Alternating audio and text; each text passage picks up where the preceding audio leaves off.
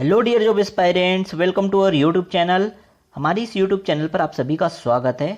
हम इस सेशन में डिस्कस करने वाले हैं छत्तीसगढ़ का इतिहास एवं स्वतंत्रता आंदोलन में छत्तीसगढ़ का योगदान। जैसा आप सभी को पता है कि जो ACF ranger CG forest service combined exam के तहत होने वाले हैं, उसके लिए जो प्रथम प्रश्न पत्र है उसके पार्ट 1 भाग 1 में सामान्य अध्ययन आएगा, छत्तीसगढ़ जीएस आएगा, जिसका एक इंपॉर्टेंट टॉपिक, फर्स्ट टॉपिक ही हमने लिया है छत्तीसगढ़ का इतिहास एवं स्वतंत्रता आंदोलन में छत्तीसगढ़ का योगदान। तो इस सेशन में मैं बता दूं कि हम ऐसे क्वेश्चन आपके पास लाएंगे, ऑप्शनल क्वेश्चन रहेंगे, एमसीक्यू के फॉर्म में रहेंगे। आपको बस 5-7 मिनट का टाइम देना है और यहाँ अटेम्प्ट करते जाने हैं। आप अटेम्प्ट करते जाओगे, क्वेश्चन के साथ आपको आंसर भी मिलेगा। क्लियर है? तो इससे क्या होगा, आप अपने प्रिपरेशन को जो है एक नेक्स्ट लेवल तक ले जा सकते हैं। ठीक है, तो अब स्टार्ट करते हैं। देखो, टाइम वेस्ट नहीं करते हैं। सबसे पहला क्वेश्चन जो दिया हुआ है, देखो, लाल रंग की छिपकली, घड़ियाल और सांभर की चित्रकारी कहाँ से मिली है? आपके सामने ऑप्शन दिख रहे हैं। ऑप्शन ए कबरा पहाड़ रायगढ़, पुटका पहाड़ कोरबा, रामगढ़ पहाड़ सरगुजा और इनमें से कोई नहीं। तो ऑप्शन आपको देखना है और करेक्ट आंसर जो है वो अपने मन में देखते जाने हैं। आपने कितने करेक्ट किए उसी के अकॉर्डिंग आप अपने प्रिपरेशन बनाएंगे। यदि आपका ये टॉपिक जो है बहुत ही स्ट्रॉन्ग है, इसमें कोई मिस्टेक होने का चांस नहीं बनता, तो आप इसको स्किप कर सकते हैं। ओके, तो इसका करेक्ट आंसर जो है वो है ऑप्शन नंबर ए कबरा पहाड़ रायगढ़। क्लियर है? चलो नेक्स्ट क्वेश्चन देखिए। नेक्स्ट क्वेश्चन है, चितवा डोंगरी नाम का पुरातत्व स्थल कहाँ है? चितवा डोंगरी नाम का पुरातत्व स्थल कहाँ है? Option A Rajnandgaon, option B Bhilai, option C Bilaspur, option D is Raipur. इसका करेक्ट आंसर जो है वो है ऑप्शन ए राजनांदगांव। अब देखो, ये जो क्वेश्चन मैंने लिया है यहाँ वो सीजीपीएससी लोक सेवा आयोग द्वारा, व्यापम द्वारा पूछे गए प्रश्न ही हम लोगों ने यहाँ समाहित किया है। तो बहुत ही इंपॉर्टेंट क्वेश्चन है ये। ठीक है, नेक्स्ट क्वेश्चन देखें। टेरम, वो एक्चुअल में टेरम है, टराम जो लिखा है ना, तो टेरम पुरातात्विक स्थल कहाँ है? Option A is Raigarh, option B is Bilaspur, option C Raipur, option D Durg. इसका करेक्ट आंसर है रायगढ़। छत्तीसगढ़ में पाषाण घेरे कहाँ से मिले हैं? Option A Raipur, option B Bilaspur, option C Bastar, option D Durg. इसका करेक्ट आंसर क्या है? सभी को पता है। इसका करेक्ट आंसर है ऑप्शन नंबर सी बस्तर। ठीक है, चलो ये देखें। तो ये जो पाषाण घेरे जो हैं वो क्या होते हैं, इसको भी थोड़ा समझ लेते हैं। प्राचीन समय में शवों को पत्थरों में दफना दिया जाता था, ठीक है, जिसे पाषाण घेरा कहा जाता था। तो ये पाषाण घेरे के बारे में सभी लोगों ने पढ़ा होगा डिटेल से जब आपने अध्ययन किया है ना। तो पाषाण घेरे कहाँ से मिले हैं? तो इसका आंसर जो है वो है बस्तर से मिले हैं। ठीक है, नेक्स्ट देखें। नेक्स्ट क्वेश्चन है, छत्तीसगढ़ में सबसे अधिक शैल चित्र कहाँ से मिले हैं? छत्तीसगढ़ में सबसे अधिक शैल चित्र कहाँ से मिले? Option A Bilaspur, B Raipur, C Surguja, D Raigarh. तो इसका करेक्ट आंसर है ऑप्शन नंबर डी रायगढ़। सबसे ज़्यादा शैल चित्र जो हैं वो रायगढ़ से मिले हैं। रायगढ़ जिले में जो पुरातत्विक दृष्टि से रायगढ़ जिले को मतलब अध्ययन करना बहुत ही ज़्यादा महत्वपूर्ण है। पुरातत्विक दृष्टि से जो भी चीज़ें मिली हैं वो रायगढ़ में ही मैक्सिमम चीज़ें जो हैं वो पाई गई हैं। नेक्स्ट देखें। तो छत्तीसगढ़ के बारे में सबसे अधिक जानकारी कहाँ से मिली है? ऑप्शन ए सिंघनपुर की गुफा, ऑप्शन बी कबरा पहाड़, सी सीताबेंगरा की गुफा, डी इनमें से कोई नहीं। तो इतिहास के बारे में सबसे अधिक जानकारी कहाँ से मिली है? बहुत ही इंपॉर्टेंट महत्वपूर्ण प्रश्न है, ये भी एग्जाम में बहुत बार पूछा गया है। इसका करेक्ट आंसर है ऑप्शन बी कबरा पहाड़। कबरा पहाड़ में सबसे ज़्यादा जो है इतिहास के बारे में जानकारी मिली है। नेक्स्ट है, बोतलदा गुफा कहाँ स्थित है? ए रायपुर, बी रायगढ़, सी राजनांदगांव, डी बिलासपुर। तो इसका करेक्ट आंसर है कि बोतलदा गुफा जो है वो रायगढ़ जिले में है और यह सबसे लंबी गुफा मानी जाती है। क्लियर है? तो करेक्ट आंसर क्या रहेगा ऑप्शन के according? Option B is correct. Next देखें, चितवा डोंगरी नाम के पुरातत्व स्थल के खोजकर्ता कौन हैं? बहुत ही इंपॉर्टेंट क्वेश्चन ये भी। Option A Ramsharan, B Dayaram Sahni, C Jaynath Baghel, D Bhagwan Das Baghel.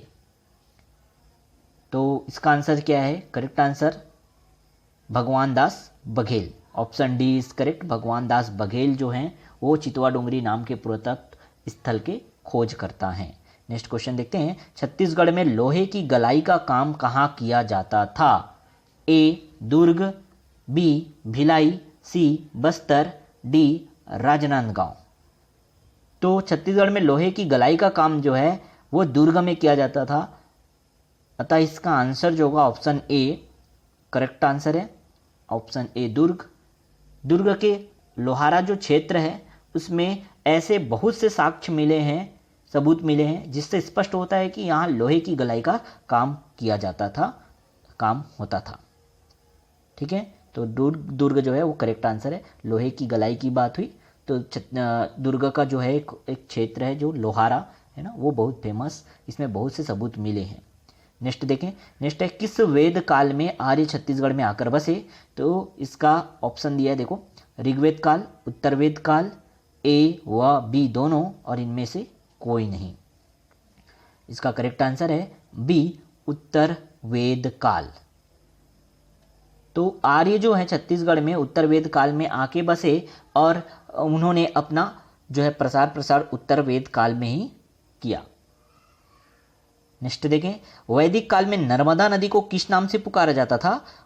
A Rewa, B Ganga, C कनकनंदिनी, D Chitrotpala. बहुत ही इंपॉर्टेंट क्वेश्चन ये भी। वैदिक काल में नर्मदा नदी को किस नाम से पुकारा जाता था? तो इसका करेक्ट आंसर है रेवा। वैदिक काल में नर्मदा नदी को रेवा के नाम से पुकारा जाता था। नेक्स्ट क्वेश्चन देखते हैं, वैदिक काल में शतपथ ग्रंथ में किसका वर्णन है? ए नदियों का, बी समुद्रों, सी विंध्याचल पर्वत, डी सतपुड़ा मैकल पर्वत। इसका करेक्ट जो आंसर है वो है ऑप्शन बी समुद्र। वैदिक काल में शतपथ ग्रंथ में समुद्रों का वर्णन है। नेक्स्ट देखें, रामायण के समय छत्तीसगढ़ को किस नाम से जाना जाता था? तो रामायण के समय छत्तीसगढ़ को किस नाम से जाना जाता था? ऑप्शन है ए कौशल, बी दक्षिण कौशल, सी श्रावस्ती, डी इनमें से कोई नहीं। तो रामायण के समय छत्तीसगढ़ को किस नाम से जाना जाता था? ये भी बहुत इंपॉर्टेंट क्वेश्चन, और इसका मैक्सिमम लोगों को आंसर पता है। ऑप्शन जो है बी जो है करेक्ट है। Option B is correct. Dakshin Kaushal के नाम से, दक्षिण कौशल के नाम से जाना जाता था। ठीक है, वो कौशल नहीं कौशल है। क्लियर है? चलो, जैसा आप सभी को पता है कि ये जो छत्तीसगढ़ का राजपंथ जो है वो भानुमंत से दशरथ को मिला था, और दशरथ से राम को, और राम के बाद जो छत्तीसगढ़ के राजा हुए थे वो कुश जो है राम के बाद छत्तीसगढ़ के राजा हुए थे। क्लियर है? चलो नेक्स्ट क्वेश्चन देख लेते हैं। रामायण काल में छत्तीसगढ़ की राजधानी क्या थी? ये भी बहुत महत्वपूर्ण प्रश्न है। रामायण काल में छत्तीसगढ़ की राजधानी, देखो अभी इससे पहले जो क्वेश्चन था रामायण काल में छत्तीसगढ़ को किस नाम से जाना जाता था, है ना, तो रामायण काल में छत्तीसगढ़ की राजधानी क्या थी? इसका ऑप्शन देखो, option A Shravasti, B Manipur, C Arang, D Rajim. तो इसका जो करेक्ट आंसर है that is option number A Shravasti. Shravasti जो है उसे छत्तीसगढ़ की राजधानी बनाई गई थी। रामायण काल में छत्तीसगढ़ की राजधानी थी श्रावस्ती। ठीक है, नेक्स्ट क्वेश्चन है, राम के पश्चात कुश ने किसे अपनी राजधानी बनाया था? ठीक है, जैसे मैंने अभी बताया कि राम के बाद जो राजा हुए थे कुश बने छत्तीसगढ़ के, और कुश ने अपनी राजधानी कहाँ बनाया था? ऑप्शन ए जो है सिरपुर, बी आरंग, सी महासमुंद, डी रायपुर। तो इसका इस क्वेश्चन का जो करेक्ट आंसर है वो है ऑप्शन ए, सिरपुर को कुश ने छत्तीसगढ़ का राजधानी बनाया था। ठीक है, नेक्स्ट क्वेश्चन देखें, रामगढ़ की पहाड़ियां जिसमें सीता बेंगरा की गुफा है वह कहाँ स्थित है? अब क्या ऑप्शन है? ए बिलासपुर, बी रायपुर, सी दुर्ग, डी सरगुजा। तो इस क्वेश्चन का जो करेक्ट आंसर है वो है option number D, Surguja. Clear है? चलो नेक्स्ट क्वेश्चन देखें। जिस स्थान पर माता सबरी ने श्री राम जी को बेर खिलाए थे, वह स्थान वर्तमान में किस जिले में है? देखो प्रश्न जो है कुछ इस तरह से उटपटांग तरीके से पूछ भी सकता है।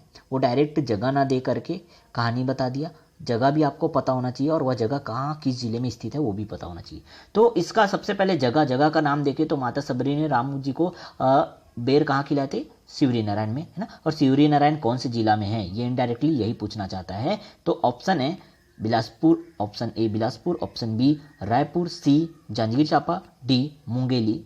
इसका करेक्ट आंसर है जांजगीर चांपा। तो जो शिवरी नारायण है वो जांजगीर चांपा जिले में वर्तमान समय में स्थित है। ठीक है, नेक्स्ट क्वेश्चन देखें। महाभारत के समय में छत्तीसगढ़ को किस नाम से जाना जाता था? बहुत ही महत्वपूर्ण क्वेश्चन ये भी। ऑप्शन ए प्राक कौशल, बी चेदिसगढ़, वो चेदिसगढ़ है। ठीक है, ऑप्शन सी जो है वो है कोसली, ऑप्शन डी दक्षिण कौशल। तो किस नाम से जाना जाता था? महाभारत के समय में कहा हमने। ठीक है, क्वेश्चन में महाभारत दिया है, ध्यान से आपको क्वेश्चन को समझना है। ठीक है, इसका करेक्ट आंसर है प्राक कौशल, ऑप्शन ए। तो महाभारत के समय में छत्तीसगढ़ को प्राक कौशल के नाम से जाना जाता था। तो ये अप्रॉक्स आपके पास 20 क्वेश्चन मैं यहाँ पे लेकर आया, है ना। 10 मिनट में आपने अटेम्प्ट करा और आपने स्कोर भी अच्छा किया होगा। इसी तरह से आप तैयारी करते जाओ। एमसीक्यू के फॉर्म में मैं क्वेश्चन जो है वो आपको प्रोवाइड कराते रहूँगा। बहुत ही इंपॉर्टेंट क्वेश्चन का कलेक्शन है हमारे पास, वो सारे कलेक्शन मैं आप लोगों तक प्रोवाइड कराऊंगा। ठीक है, तो जिन्होंने अभी हमारे चैनल को सब्सक्राइब नहीं किया वो सब्सक्राइब जरूर कर लेना, अपने फ्रेंड्स तक शेयर करना, और इसी तरह के इंपॉर्टेंट वीडियो हम आपको प्रोवाइड कराते रहेंगे। मिलते हैं नेक्स्ट वीडियो में।